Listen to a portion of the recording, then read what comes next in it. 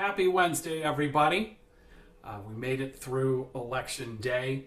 If you're like me, you stayed up pretty late and watched the returns. And if you're also like me, there were some things that were great in those returns and encouraging. And there were other things that, we need to work on, things that were a little frustrating.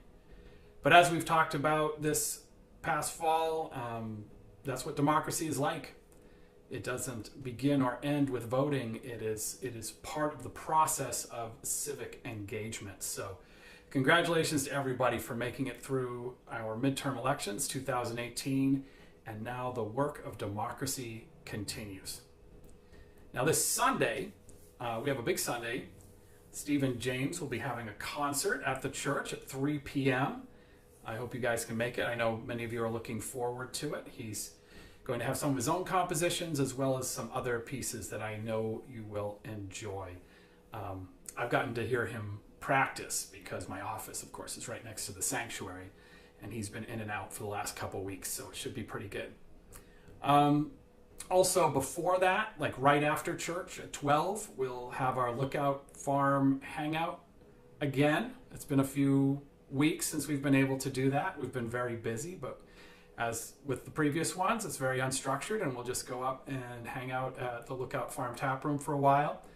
It's a great way to make a day of it if you're going to the concert. And then before that, of course, is worship and coffee hour.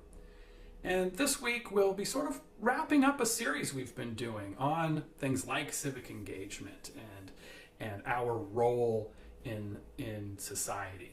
I mean, it's probably not a complete wrap. It's something that we come back to from time to time. But this Sunday we'll be thinking about that too, about how we use our voices in the world and what voices we listen to as well. So it should be, hopefully good for people. I have a reading for you. It comes from Ecclesiastes, which is one of my favorite books in the Bible. And it gets at some of the themes for the day.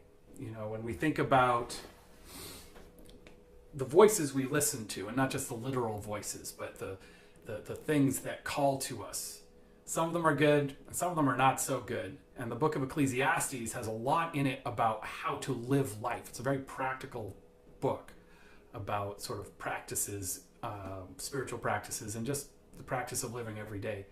And here they talk about a particular voice that we often listen to way too hard. And as we head into the holiday season, it's probably good to keep this in mind. So here we go.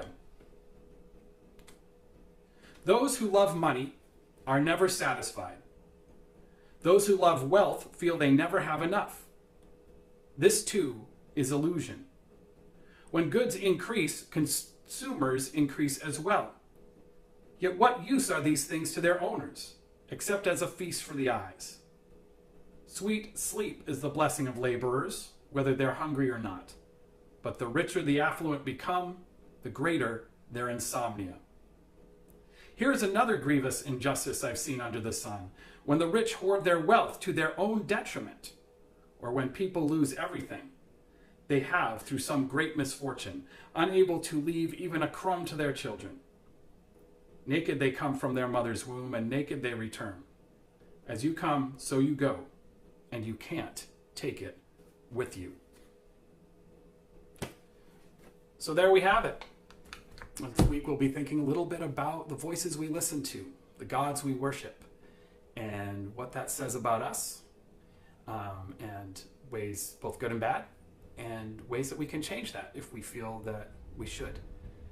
So that's all I have for today. I hope that you're all doing well and recovering from a late night for many of us. And hang in there, and I will see you on Sunday.